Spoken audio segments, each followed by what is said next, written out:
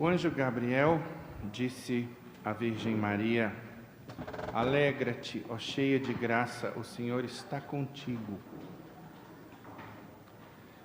Hoje, também nós nos alegramos neste terceiro domingo do Advento, conhecido como Domingo Gaudete.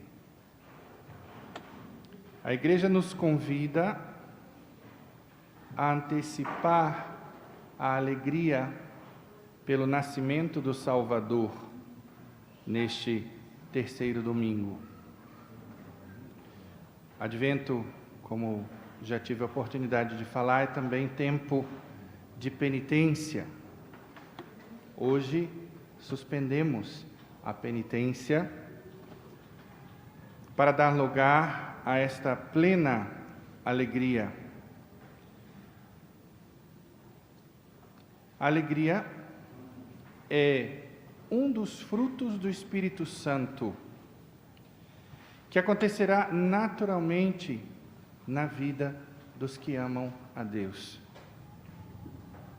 A alegria cristã, caríssimos, não é um sentimento decorrente de estímulos exteriores, como a alegria de quem participa, por exemplo, de uma festa, senão que brota de dentro. Por quê? Porque ela é espiritual. Sendo um fruto do Espírito Santo, como tudo na fé cristã, depende de Deus, posto que é dom, mas também depende de nós. A salvação é assim. Ela depende de Deus e depende de nós. O que eu posso garantir é que Deus sempre fará a sua parte. Cabe a nós fazermos a nossa.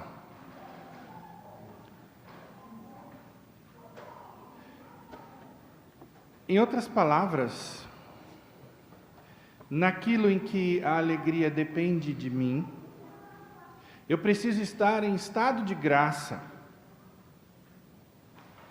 confessar-me com frequência, alimentar-me da Eucaristia, ter vida de oração, fazer caridade. Se nós vivermos assim, essa alegria estará presente, porque ela é uma consequência, sempre é consequência de uma vida santa. Mas existe um outro aspecto da alegria que frequentemente é negligenciado, que é o conhecimento de Deus. Para que nós possamos enfrentar os desafios da vida, nós precisamos de certezas, especialmente nas tribulações, para podermos ficar de pé, para não esmorecermos. E quais são as certezas que a fé dá? Vou citar aqui algumas, eu não quero esgotar o assunto, mas as principais. Em primeiro lugar, de que o mal nunca vai triunfar sobre o bem. Às vezes a gente tem essa sensação na vida, de que a injustiça triunfa sobre a justiça. Tudo é aparente. E o que não for resolvido aqui, vai ser resolvido na eternidade. Outra certeza é de que a providência divina sempre nos assistirá. Em absolutamente tudo, no plano material, no plano espiritual, Deus jamais abandona os seus filhos. A certeza de que Deus nos ama. Podemos ser menosprezados, desprezados pelas pessoas, inclusive pai, mãe, irmão, filho, gente da família, mas Deus jamais nos menospreza, sempre nos ama, ainda que estejamos no pecado grave, afastados dele, surdos para o seu chamado, Deus nos ama. Enquanto nós estamos vivos, Deus está nos amando e está nos dando a oportunidade de mudar esse cenário e chegar ao céu. Deus aposta em nós e quer sempre o nosso bem. E quando permite o mal, é para que possamos trabalhar virtudes que nos faltam. Isso quando o mal não é consequência dos nossos próprios pecados. Outra grande certeza da nossa fé é de que a morte não é o fim da vida. De que a vida após a morte é muito melhor do que esta. De que na eternidade não há qualquer estado de necessidade. Na eternidade não vai haver velhice, não vai haver doença, não vai haver medo, não vai haver fome, nenhum tipo de sentimento ruim, como inveja, raiva, nada disso a gente vai sentir.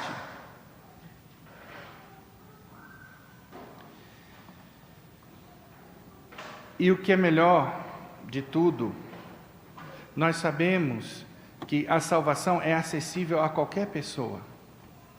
Não depende de dinheiro, não depende de beleza física, não depende de inteligência, senão de fé, esperança e caridade. Todos nós, seres humanos, somos capazes de atos de fé, de esperança e de caridade.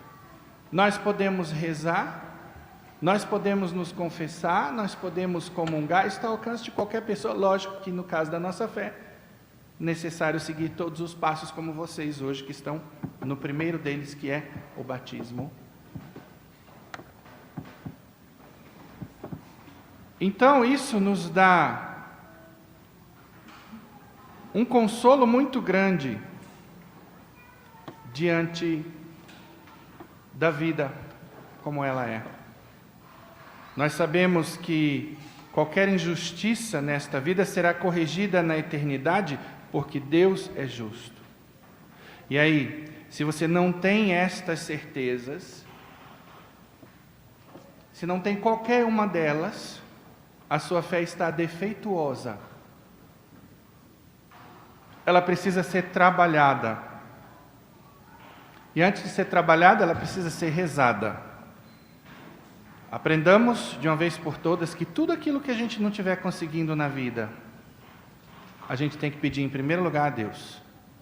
Empreender os nossos esforços, porque não é só com oração que nós vamos obter êxito. Vamos fazer a nossa parte, mas não nos esqueçamos de pedir a graça a Deus. E aí procure estudar o catecismo da igreja, leia a Bíblia. Às vezes a gente se encontra com pessoas que vão ter qualquer dificuldade aqui, então procure o conhecimento de Deus de outra maneira. Aqui em Brasília tem, por exemplo, a Escola da Fé dos Legionários de Cristo, muito boa. A nossa catequese aqui, que nós procuramos aperfeiçoar a cada ano em função dos muitos desafios para o cristão moderno. Quem foi ouvinte pela segunda vez, viu que esse ano nós introduzimos novos temas, como manipulação da linguagem, como engenharia social. Por quê? Para alertar os nossos irmãos sobre essas desconstruções dos nossos valores que vão acontecendo nas escolas, que vão acontecendo nas universidades, para que nós não sejamos inocentes. E aí, caríssimos, na catequese eu posso garantir, na nossa, que você terá base filosófica, psicológica e teológica para se convencer do que eu acabei de afirmar. Eu gosto muito de matar a cobra e mostrar o pau. De mostrar a racionalidade da fé católica, a utilidade desta fé para a nossa vida prática, a beleza da fé cristã. E eu posso dizer uma coisinha para vocês. A partir da minha experiência atendendo pessoas com depressão, posso garantir que muitos deprimidos carecem do que eu falei aqui, em parte ou na íntegra. Eles não têm essas certezas. Sempre vou fazer a ressalva da depressão que não é existencial. Se ela é bioquímica, por algum desequilíbrio orgânico, ela tem solução com remédio. Mas se ela for existencial, as virtudes da fé, da esperança e da caridade estão necessariamente afetadas. E aí não tem Prozac sozinho que resolva. Não tem terapia sozinha que resolva. Se Deus não entrar no tratamento, não há solução. Ao passo que se Deus entrar no tratamento, a solução é rápida. E nós temos casos aqui na capelania de cura de depressão, de 10 anos de depressão, o caso da Shirley, está até no site, em tempo recorde. E se vocês forem ver o depoimento da Shirley, vocês vão ver elementos espirituais ali. Vou citar um caso, a dívida de perdão que ela tinha com o pai. Perdão até um determinado ponto é psicológico, chega um ponto que ele é completamente espiritual. Não tem inteligência emocional que ajude a perdoar. Somente inteligência emocional não. Ela pode auxiliar, pode facilitar o caminho para esse perdão sobrenatural, esse perdão espiritual, que vai ter base nos valores da nossa fé. Vou dar um exemplo. Como acontece esse passo de fé? Eu posso me convencer, por exemplo, de que na falta de perdão eu sou o principal prejudicado. Eu gosto muito da frase de Shakespeare: odiar é tomar veneno e esperar que o outro morra. Porém, a partir do momento que eu entendo que se eu não perdoar, eu não entrarei no reino dos céus, a partir do momento que eu estou convencido de que são bem-aventurados os misericordiosos, porque alcançarão misericórdia, eu de repente dou o passo. Eu preciso deste valor, desta crença, para poder dar esse perdão, que muitas vezes nem é merecido. A outra pessoa não merece. Eu fui muito injustiçado. Então aí, a partir do momento que nós entendemos que a misericórdia começa onde termina a justiça, nós conseguimos dar este passo. Não temas, não te deixes levar pelo desânimo, diz o profeta Sofonias na Sagrada Escritura. Quando nós olhamos ao redor e vemos tanta pobreza, tantos crimes, tanto pecado, podemos nos desanimar. E quantas pessoas não nos dizem: o mundo não tem jeito? Como o que disseram a Madre Teresa de Calcutá, questionando se o que ela e as missionárias da caridade faziam não seria um pouco em face de tantas necessidades no mundo. Sabem que resposta ela deu? O que eu faço é uma gota no meio do oceano, mas sem ela o oceano seria menor. Isso é uma resposta otimista, isso é uma resposta de uma pessoa de fé. O oceano é a totalidade do que precisa ser feito e a gota é o que cada um de nós pode fazer. Nós não podemos renunciar a todo o bem que nós podemos fazer. E aí eu quero ler um texto para vocês que vai alertá-los sobre esse desânimo endêmico que existe no mundo. Diz assim: certa vez foi anunciado que o diabo deixaria o seu trabalho e por isso queria vender suas ferramentas. A data e o local da venda foram anunciados. Quando chegou o dia marcado, muita gente foi lá para ver que ferramentas o diabo usa para levar as pessoas para o inferno. Logo que chegavam, viam as ferramentas expostas de uma maneira atraente para despertar o interesse dos compradores. Estavam ali a malícia, o ódio, a luxúria, a inveja, o ciúme, a mentira, a fraude, o orgulho e tantas outras. Ali estavam todos os instrumentos do mal que o diabo usa. Cada ferramenta tinha o seu preço afixado. Andando pela exposição, alguém encontrou em um cantinho escuro uma ferramenta diferente. Ela tinha a aparência inofensiva e apresentava sinais de ser bastante usada. O preço era altíssimo, o mais alto da exposição. Qual o nome da ferramenta? Desânimo.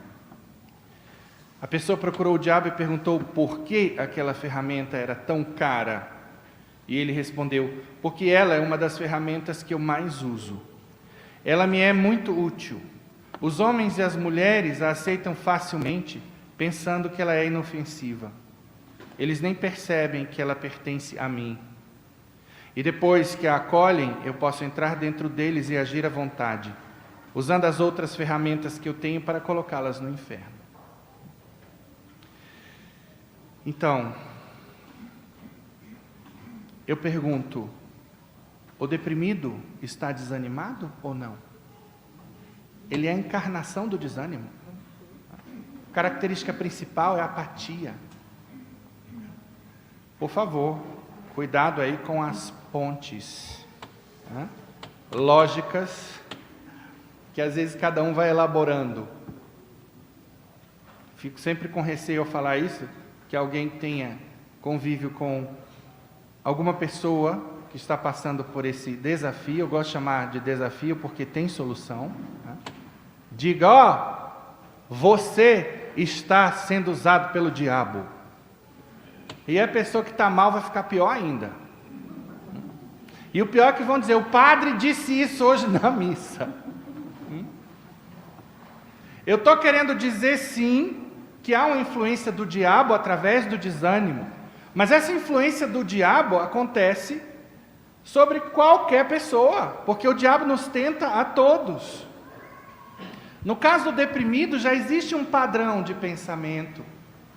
As virtudes estão corrompidas por falta dos atos que lhe são próprios, por falta do conhecimento que lhe é necessário. Então o diabo entra aí e vai manter a pessoa ali, paralisada, apática, desanimada. Só que tudo na vida tem solução. O diabo sempre vai trabalhar a pessoa desanimada, tentando provar para ela que o caso dela, não adianta fazer nada aqui. Aliás, essa questão do desânimo, eu preciso alertar vocês também. Pessoas, por exemplo, que não estão deprimidas, mas lutam contra um determinado pecado, que não conseguem erradicar da sua vida. O diabo sempre vai dizer: você não vai conseguir. Você depende desse pecado. O diabo trabalha duro, especialmente no sentido da pessoa não dar os primeiros passos. É como se a gente fosse escalar o Monte Everest, o mais alto do mundo, e a gente lá embaixo olhasse lá para cima: meu Deus, é muito alto, eu não vou dar conta. Meu Deus, as pedras são muito pontiagudas. Eu vou escorregar, eu vou sentir frio. Ele trabalha muito aí. Ao passo que nós devemos fazer o quê? Revestidos da couraça da graça, aquele pacote todo que eu falei. Eu estou confessado, eu comungo, eu rezo. Então eu vou com destino ao topo, aproveitando o caminho. Estou cansado, paro um pouquinho, depois continuo, entendendo que toda caminhada de 1000 quilômetros começa com o primeiro passo, depois vem o segundo, o terceiro, e daqui a pouco a gente chega lá. Temos que ter paciência.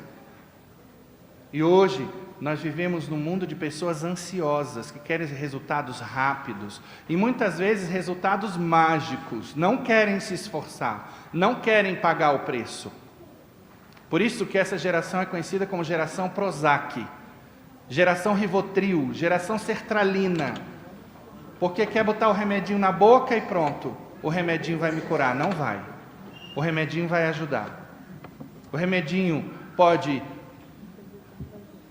equilibrar o seu humor, porém, nós é que somos os responsáveis, primeiros, pelo milagre, pela cura, pela saúde.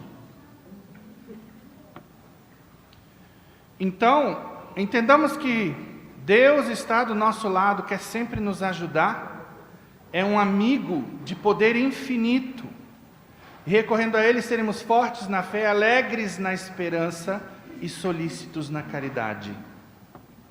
A esperança é milagrosa. Quando renasce em um coração, tudo é diferente, ainda que nada tenha mudado.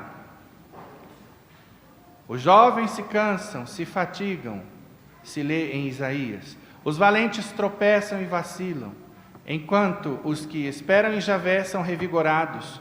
Subirão com asas como águias, correrão e não se cansarão, caminharão e não se fatigarão. Onde renasce a esperança, renasce sobretudo a alegria. O apóstolo diz que os crentes são salvos na esperança, Romanos 8, 24, e que por isso devem ser alegres na esperança, Romanos 12, 12. E prestem bem atenção no que eu vou dizer aqui agora. Não gente que espera ser feliz, mas gente que é feliz por esperar. Agora, feliz já pelo simples fato de esperar. O desânimo, portanto, vai contra a virtude teologal da esperança. Na vida, devemos fazer a nossa parte e o resto confiar a Deus, que é sempre bom. Estais sempre alegres, diz 1 Tessalonicenses 5, de 16 a 24. Hoje nós vimos também na leitura. Alegrai-vos no Senhor. Epístola aos Filipenses. E nessa leitura de Tessalonicenses, São Paulo nos enuncia a razão fundamental dessa alegria profunda. O Senhor está perto. No texto, São Paulo ensina onde nasce a verdadeira alegria. Em primeiro lugar, da oração. Rezai sem cessar, dai graças em todas as circunstâncias. Todas, inclusive na doença, inclusive nas dificuldades. A gente tem muita dificuldade de louvar e agradecer a Deus por isso. De procurar saber, junto a Deus, por que estamos passando por isso. Simplesmente a gente briga com Deus, fica com raiva, deixa de falar com Deus, larga Deus de lado.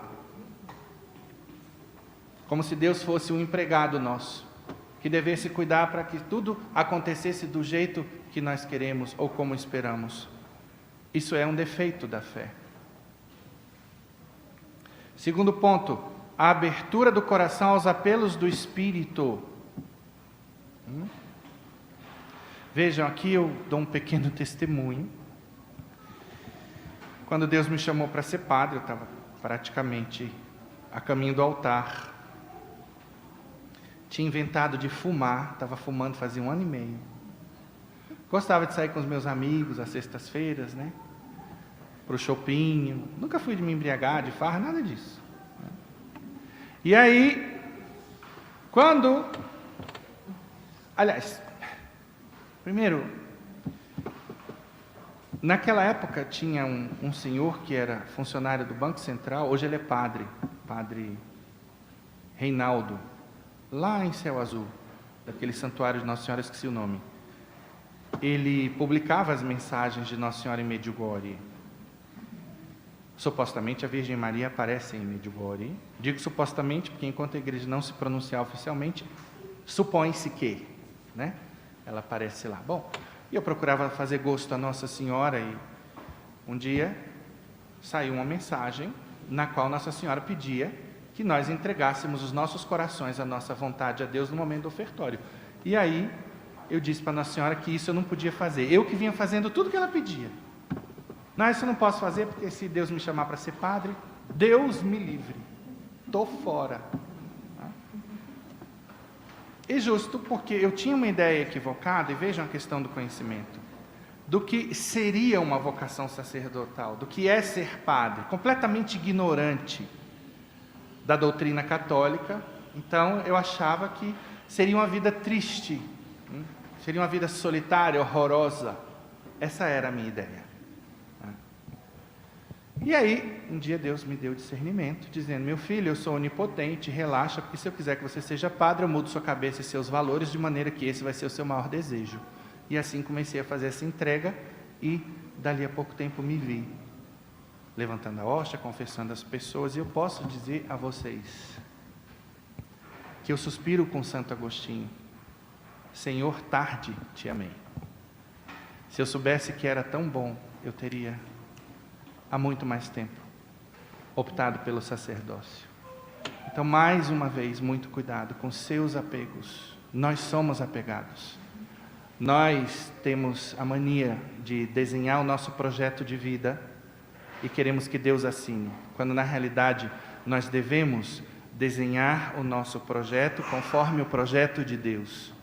E é nos retiros, é na oração, na intimidade com o Senhor, na adoração, no silêncio, na leitura da palavra, na meditação, que nós vamos saber que projeto é esse. Hoje a gente vê as pessoas entrando no matrimônio também, porque todo mundo se casa. Tudo é uma tradição, não há espiritualização no mundo do corre-corre. Não existe silêncio, não há tempo para Deus. Aliás, para Deus são só as migalhas. E depois nós queremos resultados. E depois nós queremos ser felizes. E aí nós vemos como está a sociedade: doente, desanimada, triste, amargurada, murmurando, reclamando. São sinais da ausência de Deus. Porque onde Deus está, não existe infelicidade, não existe ansiedade, não existe falta de paz, não existe murmuração. Todos os santos da igreja dão testemunho disso. Próximo ponto que São Paulo diz: uma vida moral irrepreensível. No pecado jamais haverá alegria, jamais haverá felicidade. Aliás, sim. Vamos lá? Eu gosto muito do exemplo do cachaceiro. O cachaceiro começa a beber, ele está alegre, aí sempre tem um pagodão tocando, né? E aí o cara está animado, está dançando, chamando todo mundo para beber. Num minuto ele fica macho. Aí fala o que ele nunca falou para a mulher e tal, ele é todo poderoso ali, né? Está tudo ótimo. Só que aí no dia seguinte, está lá a mulher com um rolo de macarrão. Quando ele está sóbrio, ele perdeu essa força, né? A alegria foi-se embora, porque era o efeito da bebida. E agora ele está vomitando, está passando mal. Essa é a alegria do pecado. O diabo engana, ele é o pai da mentira. Vai ter o prazer, vai, mas daqui a pouco vem todas as consequências, né? E sobretudo, nós que temos fé, sabemos da pior de todas, que é o quê? O quinto dos infernos, que espera todo aquele que se apegar ao pecado. Simples assim. E bom, o último ponto que São Paulo fala é que nós devemos acreditar que aquele que nos chamou é fiel. Então, na nossa catequese, eu procurei provar tudo isso aí. Que Deus existe, que Ele é bom, todos os atributos de Deus. Depois, que a alma é imortal, que Jesus Cristo é Deus. E que nunca se achou mentira na sua boca. tudo o que ele ensina é para o nosso bem? Tudo o que ele profetizou aconteceu? E que por isso nós podemos repousar na nossa fé. Ter certeza de que o que aconteceu na vida dos santos vai acontecer nas nossas vidas se nós seguirmos o mesmo caminho. Aliás, esse culto de veneração aos santos é tão lindo, e ele existe em especial para nos mostrar que é possível a proposta de Jesus Cristo. Que não é uma coisa contrária à natureza humana, uma coisa nas nuvens, como o mundo às vezes propõe. Não, é possível. E aí, meus irmãos, nós precisamos entender um pouco sobre a questão do prazer e da dor. E eu começo falando dessa ferida que o pecado original deixou na nossa natureza, que faz com que nós busquemos os prazeres e fujamos das dores. Isso é normal na vida do ser humano. E, por causa disso, acabamos escravizados porque nos viciamos no prazer. O prazer é algo que Deus colocou na nossa natureza. O prazer no ato de comer, o prazer sexual e outros prazeres. Inclusive, existe uma bioquímica do prazer. Serotonina, dopamina. A questão é, o prazer não está proibido uma vez que vem de Deus. Porém, nós precisamos dosá-lo. Nós não podemos viver em função dos prazeres, ser dependentes deles. E para isso nós precisamos de uma virtude chamada temperança, que dá a justa medida. Eu já disse e repito, entraram para o DSM-5, que é o catálogo de doenças psiquiátricas, compulsão por comida, por sexo, por compras, por malhação, compulsão por redes sociais, são doenças. Então você precisa ver na sua vida essas coisas, se estão na justa medida. Porque senão você pode estar doente. E aí vai precisar de tratamento. Às vezes medicamentoso, para eu desintoxicar o meu organismo, que agora é dependente de tanta serotonina, sobretudo dopamina. E aí eu vou precisar também da receita espiritual para combater essas doenças. E vejam que tudo isso que eu falei aqui não é pecado, não. Rede social não é pecado, sexo no casamento não é pecado, comer na justa medida não é pecado, comprar por necessidade na justa medida não é pecado, malhar também não. Agora, existe um limite. E esse é o grande ponto. Quantas pessoas não são escravas dessas coisas e outras mais? A vida não é só prazer. E vejam que nós sentimos dor quando damos morte aos nossos apetites desordenados. E Jesus vem nos ensinar isso, chegar ao prazer da liberdade plena pela dor das mortificações. Por quê? Porque eu não sou escravo de um prazer, eu não dependo dele para ser feliz. No Japão, a gente vê pessoas que passam até 48 horas sem se alimentar ali na internet. Por quê? Porque o existencial delas gira em torno disso. De redes sociais, de internet. E essa pessoa está escrava, ela não tem liberdade. As pessoas que estão nessas doenças que eu coloquei aqui, muitas vezes já perderam o esposo, a esposa, perderam o emprego, por conta desses vícios. Prazer e dor também dependem de como nós olhamos para eles. Vamos lá. Imagina o menino que tem uma prova amanhã e os colegas chamam para jogar futebol. Ele olha para esse prazer de curto prazo, que é o futebol, e opta pelo futebol. E aí, ele não olha para a dor de longo prazo, que é a recuperação de 3 meses no final do ano. Ele não olha para o prazer de longo prazo, que é ele, por exemplo, sendo um bom aluno, adquirindo a virtude da estudiosidade, que se adquire através dessas renúncias ao happy hour, ao futebol, etc. Ele vai passar num concurso e vai ter lá o prazer de longo prazo de 30 anos de uma carreira onde vai ganhar bem. Então, nós precisamos tomar muito cuidado. Ele não quer a dor de curto prazo, que é estudar enquanto os colegas estão lá no futebol. Isso que eu falei para vocês é algo que a gente aprende, por exemplo, num curso de programação neurolinguística. Agora, o que a programação neurolinguística ensina, a mística católica ensina há muito mais tempo, porque é quem fala dessa capacidade de renúncia, né? Que a alegria no cristão é o deleite no bem honesto, sem querer menosprezar os aportes da ciência moderna. Então, meus irmãos, a dor nos torna responsáveis. Por quê? Porque ela nos ensina a amar. Porque eu sou capaz da dor das renúncias. Toda renúncia dói.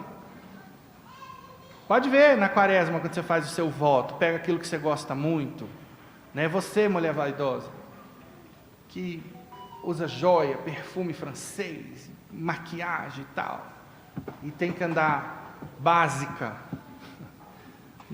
na quaresma. Dói? Sim.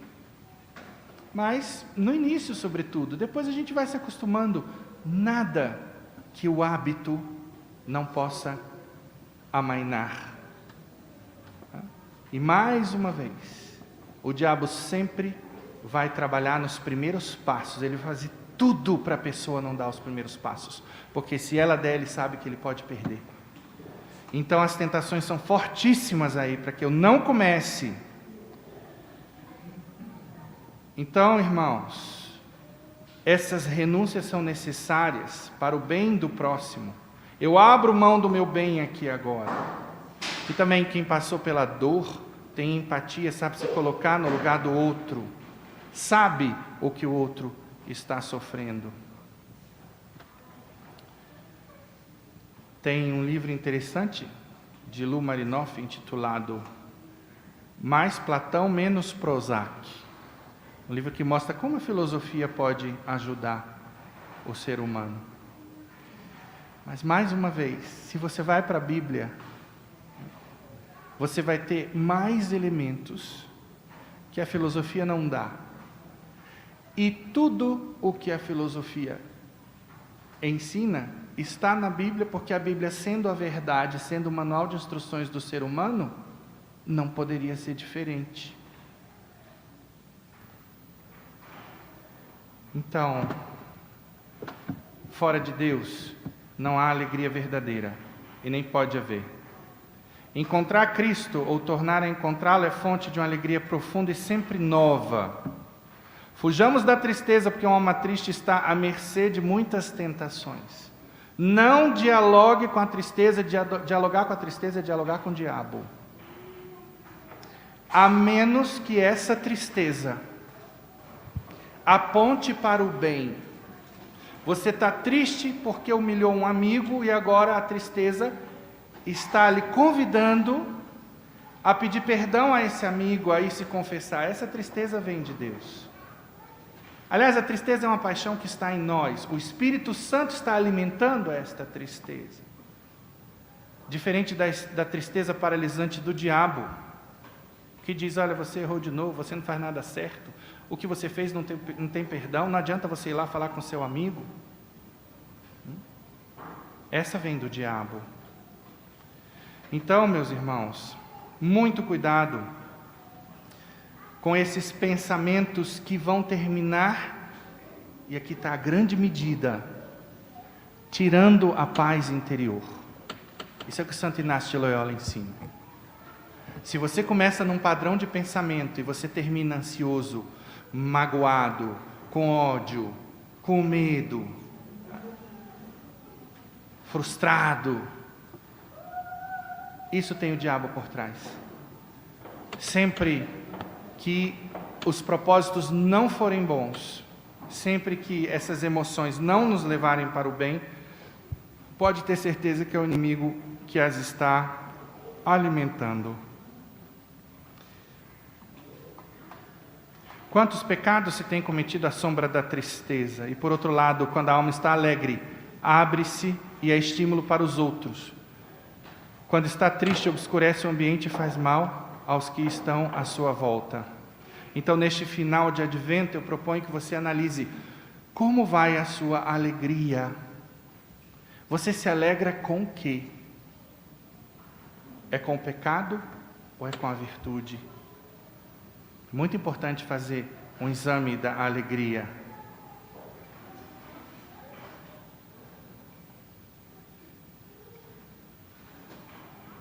Eu termino com um